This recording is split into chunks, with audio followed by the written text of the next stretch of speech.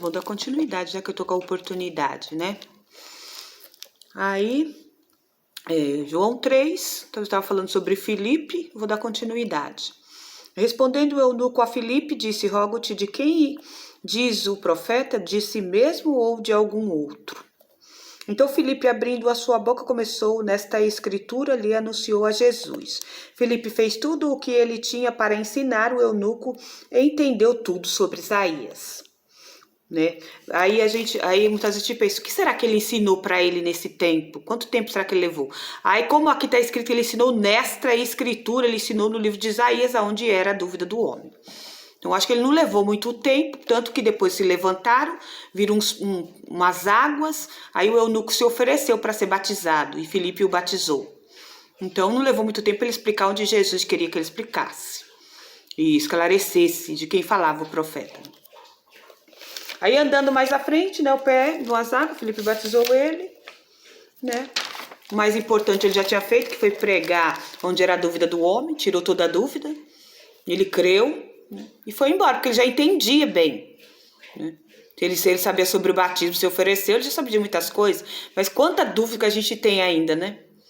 Mesmo que você lê a escritura, ainda tem coisa para aprender demais, nossa, nunca acaba de aprender. Nesse versículo do vento assopra onde quer e ouves a sua voz, mas não sabes de onde vem nem para onde vai, assim é todo aquele que é nascido do Espírito. Está escrito na palavra sobre o vento do Espírito e ninguém segura. A Bíblia não tem uma fórmula para ficar repetindo, né? Por isso, tudo que o Espírito faz é novo, é criação nova de Deus. Não é uma fórmula para ficar se repetindo, para dar certo. O Espírito que sabe todas as coisas e discerne, né? Podemos ler na Bíblia onde o profeta aguarda a orientação de Deus, do anjo falar ou do Espírito Santo. Então, aí entende, vê qual que é o trabalho e faz o que foi enviado. Lembrando também de Samuel, né? Quando ele foi à casa de Jessé. E muitos que a gente lê a Bíblia, ninguém questionou, ele não questionou o que ele ia fazer lá, entendeu? Ele só obedeceu o que foi falado. E ele foi, encheu a motolha de azeite, foi até Jessé, chegar lá, passou todos os filhos de Jessé e cadê, né, o rei que ele tinha que ungir ali? Aí não era nenhum, Deus falou, não é nenhum desses, tá faltando. Aí faltava o Davi, né? Aí falou, nós não vamos só sentar à mesa enquanto ele não chegar. Até fazer a vontade de Deus completamente. Aí sim, né? Aí sim. Então, Nicodemos respondeu e disse-lhe, como pode ser isso? Né? Aí, nós lemos daquela parte, que é nascido da carne é carne, que é nascido do espírito é espírito. Não te maravilhes de eu ter dito, necessário vos é nascer de novo, porque o vento assopra onde quer, sabe de onde vem, não sabe para onde vai. Assim é todo aquele que é nascido do espírito. Aí a gente deu o exemplo de Filipe, acabamos de ler, e agora vamos ler o que é nascido da carne é carne. Olha só, referências, João 6, 52, 60. Disputavam os judeus entre si, dizendo, como nos pode dar este sua carne a comer? Jesus, pois, lhes disse, na verdade vos digo que se não comerdes a carne do Filho do Homem e não beberdes o seu sangue, não tereis vida em vós mesmos. Quem come a minha carne e bebe o meu sangue, permanece em mim e eu nele. Viu a diferença? Aí eles entenderam que Jesus estava falando que a carne dele era pão e o sangue dele era vinho, que ele era canibal. Que é nascido carne, que ele não entendia pelo Espírito, ele entendia carnal. Muitas vezes ele era tido como... eles eram tão ignorantes com Jesus, porque eles eram carnal, não entendia o Espírito de Deus. Né? Jesus era cheio do Espírito Santo. E aí eles tinham uma hostilidade com Jesus pelas coisas que Jesus falava. Neste versículo, muitos discípulos abandonaram o Senhor porque eles não aguentaram ouvir esse discurso. Porque falou, aquele que comer a minha carne é pão e aquele que beber o meu sangue é vinho. E aí muitos abandonaram Jesus. Aí veio os 12 e aí Jesus perguntou para eles, vocês querem ir também? Pode ir embora. Aí Pedro disse, Senhor, para onde nós iremos? Só tu tens a palavra de vida eterna. Né? Então, quem entende carnal, você não vai entender não. Se você não entender que é um alimento para o Espírito Santo, a palavra de Deus, fica difícil. entender feito os fariseus entendia, e Nicodemos era do mesmo tipo dos fariseus, não estava entendendo era nada. Mas depois aquilo fez efeito no coração de Nicodemos, assim que o Espírito convence o homem. Aí Jesus respondeu e disse: tu és mestre de Israel e não sabes isto? Né? O Deus não se revelou na sinagoga para você? Porque se Deus tivesse se revelado, você teria me reconhecido e sabido que crido no meu testemunho, não só nos sinais que eu fiz. Aí então, né, então na hora que eu li esse versículo, o Espírito falou: Deus não se revelou a ele na sinagoga? Na hora. Porque ele vem de lá à noite, falar o que então? Né? Sobre o quê? Foi para saber do que, né? Ele não tinha nada em vista, ele estava um mistério para ele, o Senhor. O que o Senhor, talvez passasse alguns preços, não sei, talvez ele entendesse que Jesus ia dar algumas orientações. Ele não sabia realmente quem era o Espírito Santo, ele era carnal. Aí então a referência 3:11, Mateus 11:27. Todas as coisas me foram entregues por meu Pai, e ninguém conhece o Filho senão o Pai, e ninguém conhece o Pai senão o Filho, e aquele a quem o Filho quiser revelar. Acontece que os fariseus não reconheciam Jesus como Filho de Deus, nem Nicodemos, porque se Deus tivesse se revelado dentro da sinagoga, eles reconheceriam o Senhor, porque ele falou assim: nós sabemos o que vimos, né, naquele versículo que eu vou ler aqui. Vou ler agora, porque de cabeça mesmo, assim, eu não me lembro. Quer ver? De onde eu falo? Aqui, ó. Na verdade, eu te digo que nós dizemos o que vimos e não... nós dizemos o que sabemos e testificamos o que vimos, e não aceitais o nosso testemunho. Porque eles não aceitavam o testemunho de Jesus, né? Ele falou, né? Porque se realmente Deus tivesse revelado a ele, não precisava ter dúvida de nada, né? Ele estava ali por causa de milagre, não porque ele acreditava no Senhor mesmo, no testemunho do Senhor. E nas coisas que o Senhor ensinava para os discípulos, tudo isso. Mas ele estava falando sobre sinais. E aí o Senhor falou que todas as coisas me foram entregues por meu Pai. Ninguém conhece o Filho senão o Pai, ninguém conhece o Pai senão o Filho, e aquele a quem o Filho quiser revelar. Logo me lembrei do Senhor e os fariseus não o reconheciam. E ele falava que era o Filho de Deus, mas eles não acreditavam no testemunho dele.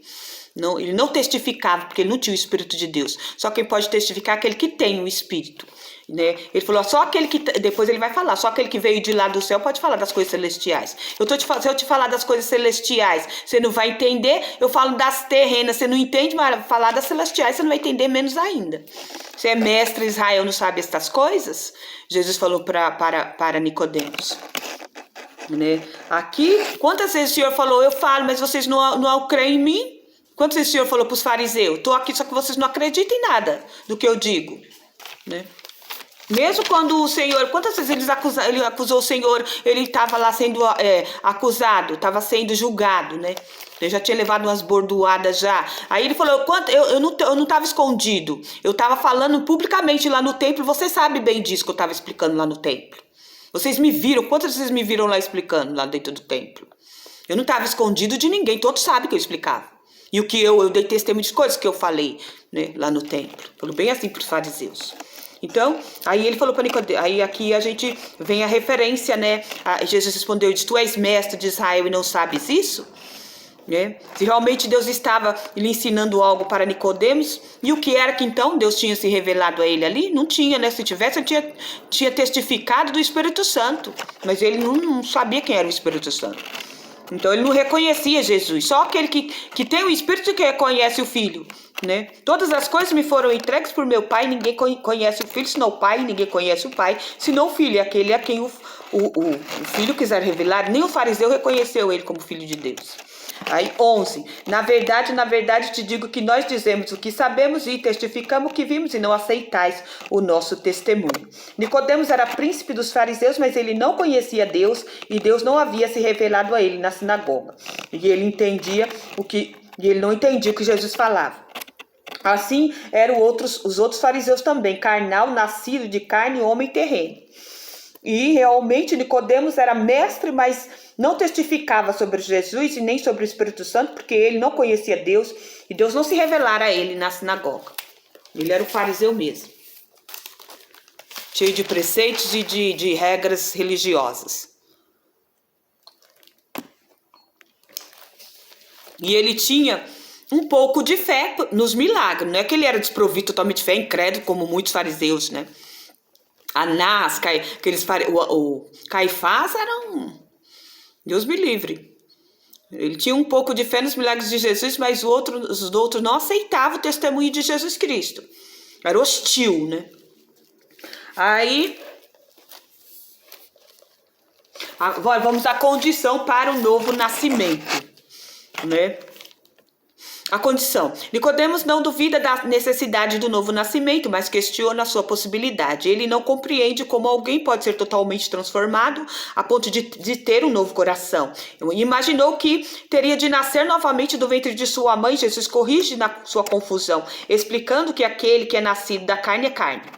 O novo nascimento não é obra humana, mas divina. Não é obra terrena, mas celestial. Jesus usa uma comparação do vento para evidenciar o aspecto misterioso do novo nascimento. Nicodemos continuou não entendendo. Jesus passou então de uma explicação do novo nascimento em termos das categorias água e espírito. Isto usadas por Ezequiel 36, 25, 27, para uma passagem narrativa, o conhecido relato da serpente de Moisés no deserto, números 21, 4, 9. Ezequiel 25, 26, então, Ezequiel 36, 25, 27. Então espalharei água pura sobre vós e vos ficareis purificados de todas as vossas imundícias e de todos os vossos ídolos vos purificarei. E vos darei um coração novo e porei dentro de vós um espírito novo e tirarei o coração de pedra da vossa carne e vos darei um coração de carne. Porei dentro de vós o meu espírito e farei que andeis nos meus estatutos e guardeis os meus juízos e os observeis. Para uma passagem narrativa, o conhecido relato da serpente de bronze no deserto, números 21, 4, 9. As serpentes ardentes e a serpente de metal. Então partiram do Monte Or pelo caminho do Mar Vermelho, a rodear a terra de Edom, porém a alma do povo angustiou-se neste caminho, e o povo falou contra Deus e contra Moisés, porque nos fizeste subir do Egito para que morrêssemos neste deserto? Pois aqui nem pão nem água há, e a nossa alma tem fastio deste pão tão vil. Então o Senhor mandou entre o povo serpentes ardentes que morderam o povo, e morreu muito do povo de Israel. Pelo que o povo veio a Moisés e disse: havemos pecado, porquanto temos falado contra o Senhor e contra ti. Ora ao Senhor que tire de nós estas serpentes. Então Moisés orou pelo povo. E disse o Senhor a Moisés: faz uma serpente ardente e põe-na sobre uma haste, e será que viverá todo o mordido que olhar para ela. E Moisés fez uma serpente de metal e pô-la sobre uma haste, e era que, mordendo alguma serpente, alguém olhava para a serpente de metal e ficava vivo.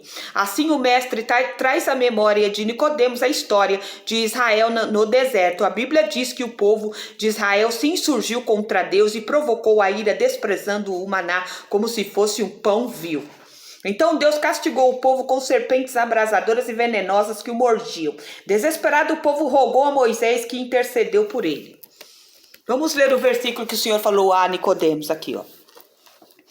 Aí ele falou: e como Moisés levantou a serpente no deserto, assim importa que o Filho do Homem seja levantado.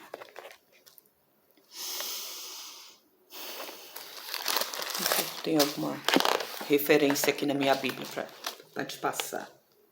Não tem sobre isso. Aí, desesperado, o povo pediu: Moisés, ore a Deus, porque nós não estamos aguentando mais isso. Deus o livre, né? De acontecer alguma coisa desse tipo com o povo de Deus conosco.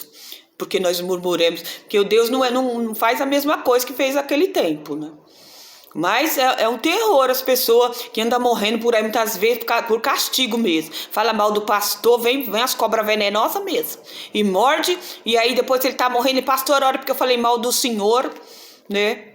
Falou de Moisés, né? E ele é tido como Moisés dentro da igreja. Fale mal pra você ver. Daqui a pouco você tá morrendo, aí você vai pedir, não sabe nem porque tu falou com a língua venenosa a respeito do pastor de alguém, que é uma mulher, um homem de Deus. Cuidado, hein? Cuidado, crente. Não mate o seu irmão, não fale mal do próximo. Aí Deus deu ordem a Moisés para fazer uma serpente de bronze.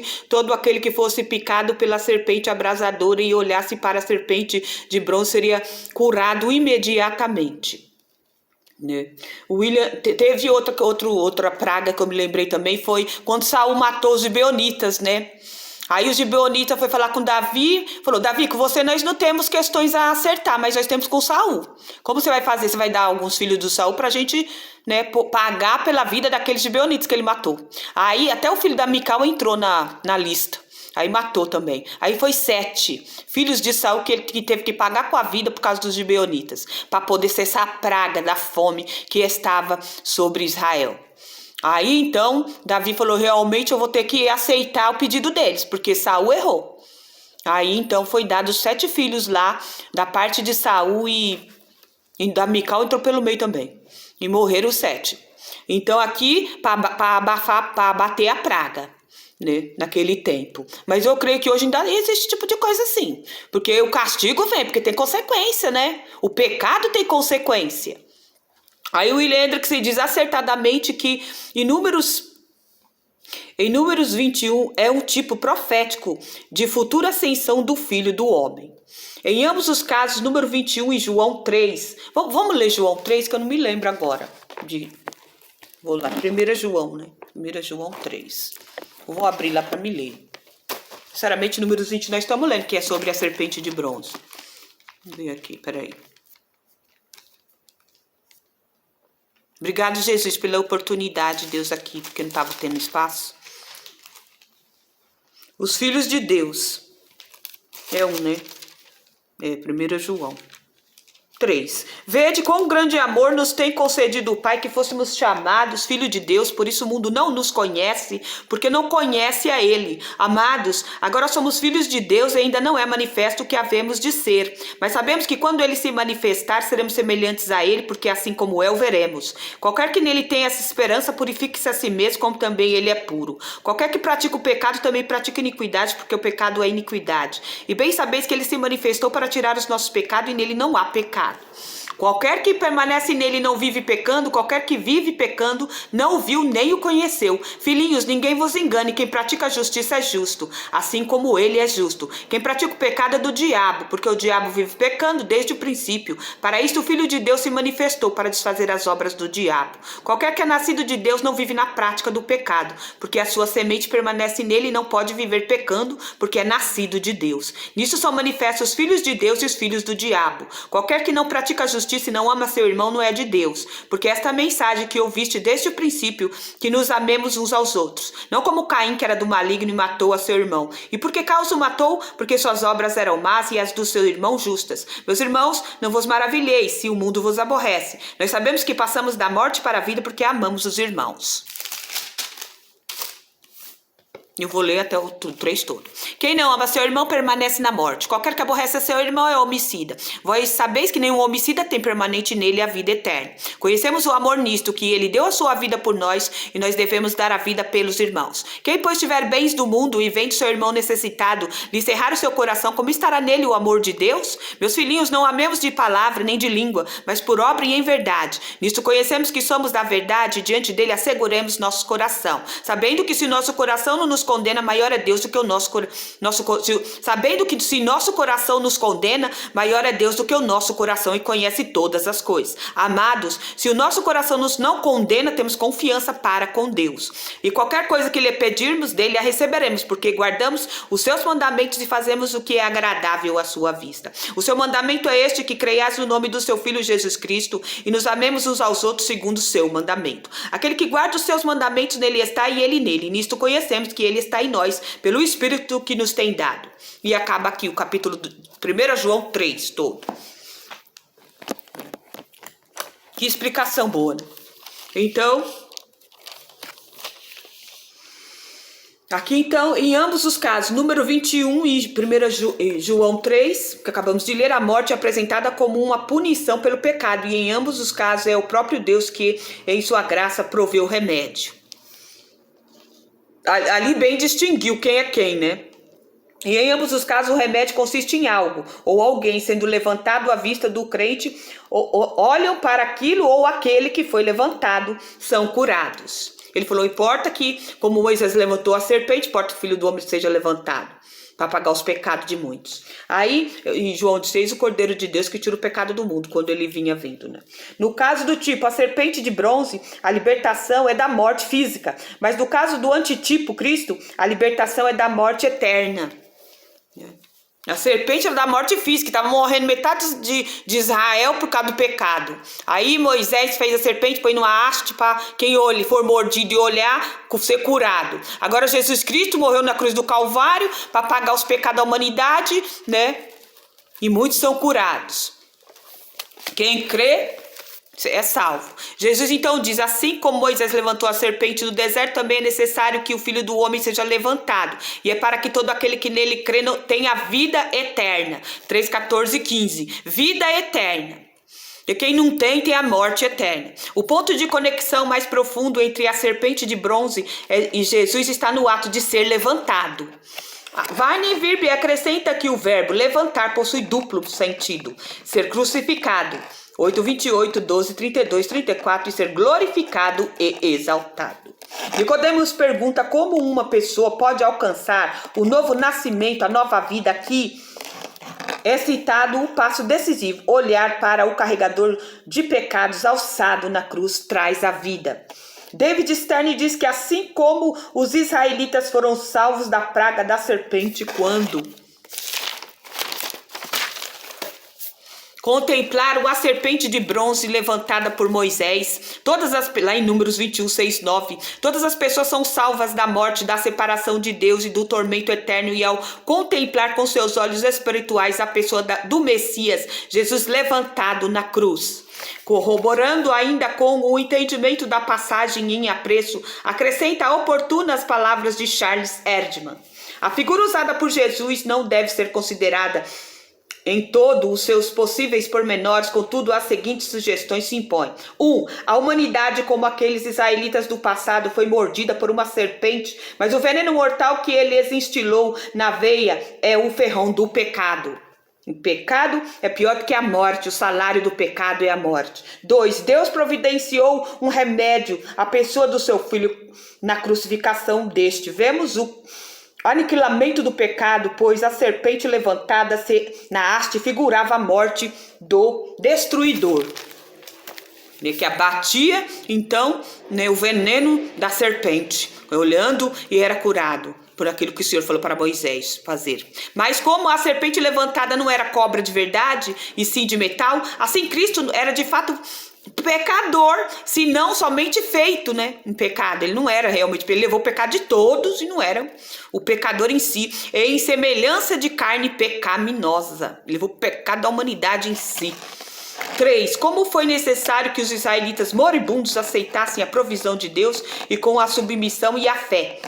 Com submissão e fé, olharem para a serpente de cobre. Também é necessário que atentemos arrependidos e cheios de fé para o Salvador crucificado, e nos entreguemos arrependidos e cheios de fé para o Salvador de novo crucificado e a Deus, como se revela graciosamente em Jesus Cristo. Se recusarmos a aceitarmos a Cristo, pereceremos, mas a fé nele resulta em vida eterna. Espero que não chegue a serpente nos morder, a serpente do pecado e acabar nos matando, a nós, a quem pecar.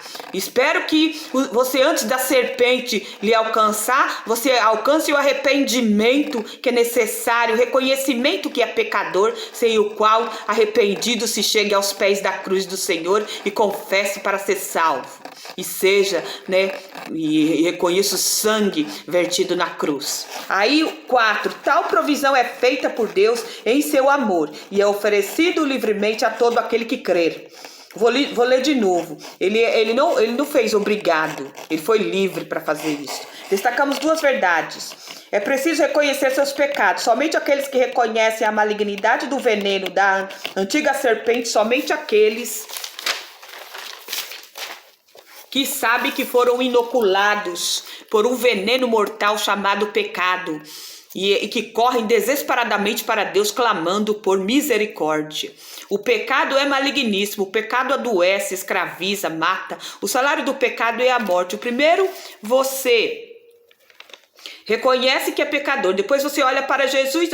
Antes da fé vem o arrependimento. Antes do arrependimento vem a convicção de pecado. Antes da convicção de pecado vem a consciência de que o pecado é maligníssimo. O pecado é pior que a pobreza, que a doença, que a morte. Pois o pecado nos afasta de Deus agora e eternamente. Somente aqueles que se reconhecem pecadores olharão para Jesus como Salvador. Voltando a atenção para Nicodemos, John MacArthur diz que sua descrença tinha dois lados. Intelectualmente, enquanto confessava que Jesus era um mestre vindo da parte de Deus, Nicodemos não estava pronto a aceitá-lo como Deus. Você viu que ele já abordou ele como rabino, né? Foi feito ele mesmo. Ele foi tido feito assim também. Ele foi tido à altura. Os dois rabinos se encontraram, porque ele não tinha Jesus como Messias. Né? Espiritualmente, o homem relutava em admitir-se como pecador, uma vez que era, né, indispensável que um orgulhoso fariseu cheio de justiça própria admitisse tal realidade. Assim também muitos ainda hoje, mesmo impressionados com os milagres de Jesus, se recusam a confiar nele como seu Senhor e Salvador. Em segundo lugar, é preciso crer que Jesus levou sobre si os seus pecados na cruz. O propósito de Jesus ser levantado fica agora mais explícito para que todo aquele que nele crê tem a vida eterna. 3,15. Cristo precisou ser levantado na cruz para ser o nosso Redentor. Ele assumiu o nosso lugar como o nosso representante, fiador e substituto. Quando Jesus estava na cruz, Deus lançou sobre ele todos os nossos pecados. Ele foi ferido e transpassado pelas nossas transgressões. Cristo se fez maldição por nós. Ele se fez pecado por nós. Ele foi cuspido pelo sinédrio. Ele foi escarnecido pela multidão, açoitado pelos soldados. Cruelmente os soldados arrancaram a sua barba e esbordoaram sua cabeça. Naquele momento não havia beleza em Jesus. Todo o veneno que nos matava foi lançado sobre ele. O sol escondeu seu rosto. O Pai não pôde ampará-lo. Ele morreu em nosso lugar, mas antes de morrer, deu um brado de vitória e rasgou o escrito da dívida que era contra nós, esmagou a cabeça da serpente com o seu sangue e nos remiu para Deus. Quando olhamos para Cristo, quando cremos nele, confiamos no que ele fez por nós, então somos salvos e recebemos a vida eterna. Aí acontece o novo nascimento. Concordo com a defesa de Descartes quando ele aqui diz a resposta mais franca à pergunta de Nicodemos. Como pode ser isso? 3,9. O reino de Deus pode ser visto ou adentrado por intermédio da obra salvadora de Cristo na cruz, recebido pela fé. Assim experimenta-se o novo nascimento e a vida se inicia. 16, são os versículos que eu vou ler, e aí eu somente anotei, né? E assim fica assim. Porque Deus amou o mundo de tal maneira que deu o seu Filho unigênito para que todo aquele que nele crê não pereça, mas tenha vida eterna. João 3,16 revela o coração e o propósito de Deus para com a humanidade. O amor de Deus é suficientemente imenso para abranger a todos os homens e o mundo. 1 Timóteo 2,4. 2. Deus deu seu filho como oferta na cruz por nossos pecados. A expiação procede do coração amoroso de Deus. Não foi algo que ele foi obrigado a fazer. 1 João 4,10, Romanos 8,32. Nisto está o amor, não em que nós tenhamos amado a Deus, mas em que ele nos amou e enviou seu Filho para propiciação pelos nossos pecados. Romanos 8,32. Aquele que nem o seu próprio Filho poupou, antes o entregou por todos nós, como nos não dará também com ele todas as coisas? João 3, 17, 18, porque Deus enviou seu Filho ao mundo não para que condenasse o mundo, mas para que o mundo fosse salvo por ele. 18, quem crê nele não é condenado, mas quem não crê já está condenado, porquanto não crê no nome do Filho unigênito de Deus. 19, e a condenação é esta, que a luz veio ao mundo, e os homens amaram mais as trevas do que a luz, porque as suas obras eram más. 20, porque todo aquele que faz o mal aborrece a luz e não vem para a luz, para que as suas obras não sejam reprovadas. Nicodemos, né? 21, mas quem pratica a verdade vem para a luz a fim de que as suas obras sejam manifestas, porque são feitas em Deus. E eu vou ler aqui 2 versículos mais adiante aqui, já para terminar, encerrar e fechar com chave de ouro a nossa pregação. Aí João disse, eu vou começar daqui. Vós mesmos sois testemunhas de que disse, eu não sou o Cristo, mas sou enviado adiante dele. Aquele que tem a esposa é o esposo, mas o amigo do esposo que lhe assiste, ouve e alegra-se muito com a voz do esposo. Assim, pois já essa minha alegria está cumprida. É necessário que ele cresça e que eu diminua. Aquele que vem de cima é sobre todos, aquele que vem da terra é da terra e fala da terra. Aquele que vem do céu é sobre todos. Aí eu quero completar aqui, ó. E aquilo que ele viu e ouviu, isso testifica. E ninguém aceita o seu testemunho. João falou, do jeito que Jesus falou para Nicodemo, né? Falou, nós vimos e sabemos, mas nenhum de vós aceita o meu testemunho. Aí João falou, aquilo que ele viu e ouviu, isso testifica, e ninguém aceita o seu testemunho. Aquele que aceitou o seu testemunho se confirmou que Deus é verdadeiro.